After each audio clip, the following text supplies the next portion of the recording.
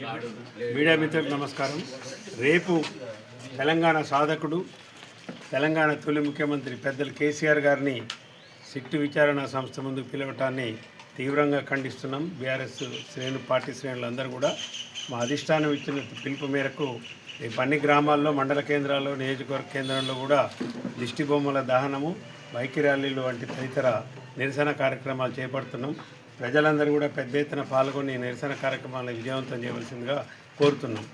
ఈ phone tapping Bhagavatam అనేది ఒక టీవీ సీరియల్ లాగా 2 సంవత్సరాల నుండి ఎత్తు తేల్చకుండా కక్షపూరితమైన రాజకీయాల కోసము పగలు ప్రతీకారం తీర్చుకోవడం కోసమే రేవంత్ రెడ్డి ఎక్కినట్టుగా మనకు కనిపిస్తుంది. పరిపాలన చేయవాయని ఆయన ప్రజలు ఓట్లేస్తే పార్టీలను జీలుస్తాము, మీ బీఆర్ఎస్ పార్టీలను ఎమ్మెల్యేని చేర్చుకుంటాము, వైఫల్యాలన్నింటి కప్పిపుచ్చుకోవడానికి చేస్తున్న ప్రయత్నం తప్పితే దీంట్లో ఏం సంబంధం లేదు. కేసీఆర్ గారికి ఫోన్ ట్యాపింగ్ ఏం సంబంధం అండి? అసలు ఫోన్ ట్యాపింగ్ జరిగిందని ఎవరు చెప్పారు మీకు? విచారణ సంస్థ కొనసాగుతుంది. ఎవరో డీజీపీ మహేందర్ రెడ్డిని ఫస్ట్ అరెస్ట్ చేయాలి, శాంతకుమార్ని అరెస్ట్ చేయాలి, సెక్రటరీని అరెస్ట్ చేయాలి, అప్పుడున్న పోలీసు అధికారులందరినీ అరెస్ట్ చేయాలి. ఫస్ట్ వాళ్ళని విచారించాలి. రాజకీయ కక్షపూరితల్లో భాగంగా చేస్తున్న విచారణ తప్పితే దీంట్లో ఎలాంటి చిత్తశుద్ధి లేదు. కేవలం తమ ఇచ్చిన హామీలు అమలు పరచలేక జరుగుతున్న పరిపాలన వైఫల్యాలని డైవర్షన్ చేయడానికి, ప్రజల దృష్టి మరల్చడానికి చేస్తున్న ప్రయత్నంలో భాగమే ఈ విషపూరిత. అసలు రాష్ట్రంలో బీఆర్ఎస్ పార్టీ యాడ్ ఉందండి. చచ్చిపోయిన పాము కేసీఆర్ పోయి ఫామ్ హౌస్లు కూర్చుని అన్నారు. మరి ఏం జరిగింది నాయన? రేవంత్ రెడ్డి మన పంచాయతీరాజ్ ఎన్నికలలో 12,763 ఎన్నికలు జరిగితే 4,780 దాదాపు 5,000 గ్రామ పంచాయతీలు బీఆర్ఎస్ పార్టీ గుర్తు లేకుండా గెలుచుకున్నాం.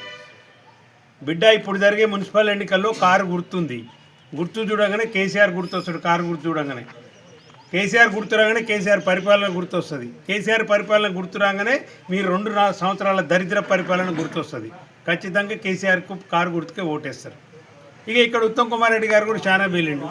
టీఆర్ఎస్ ఎక్కడుంది, ఇక్కడ నాయకులు ఎవరుండ్రు, ఉన్నోళ్ళంతా పోయిండ్రు, అభ్యర్థులే దొరుకుతలేరు అన్నాడు. ఉత్తమ్ కుమార్ రెడ్డికి షాక్ ఇచ్చారు హుజూర్నగర్ ప్రజలు. మా గొప్పతనం లేదు, ఈ క్రెడిట్ అంతా హుజూర్నగర్ ప్రజలదే.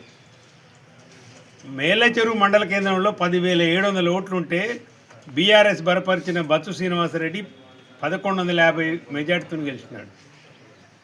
ఇక్కడ మాకు 67,000 ఓట్లు వచ్చినాయి మొన్న గ్రామ పంచాయతీ జరిగిన ఎన్నికలలో. కాంగ్రెస్ పార్టీకి వచ్చినాయి 84,000 ఓట్లు. కేవలం 17,000 ఓట్లతోనే మాకంటే ఎక్కువ ఆధిక్యంలో ఉంది ఉత్తమ్ కుమార్ రెడ్డి. ఉత్తమ్ కుమార్ రెడ్డి అసెంబ్లీ ఎన్నికల వరకు మున్సిపాలిటీల మెజార్టీ వస్తుంది. అసెంబ్లీ ఎన్నికలలో ఖచ్చితంగా నీ ఓటమి ఖాయము. మన గ్రామ పంచాయతీ ఎన్నికలతోనే నీ పతనం మొదలైందని చెప్పినాము. అది జరిగింది. ప్రజలు ఆ విధంగానే చేసినారు. ఈ మున్సిపాలిటీలలో కూడా 2 మున్సిపాలిటీలలో టీఆర్ఎస్ పార్టీ బీఆర్ఎస్ పార్టీ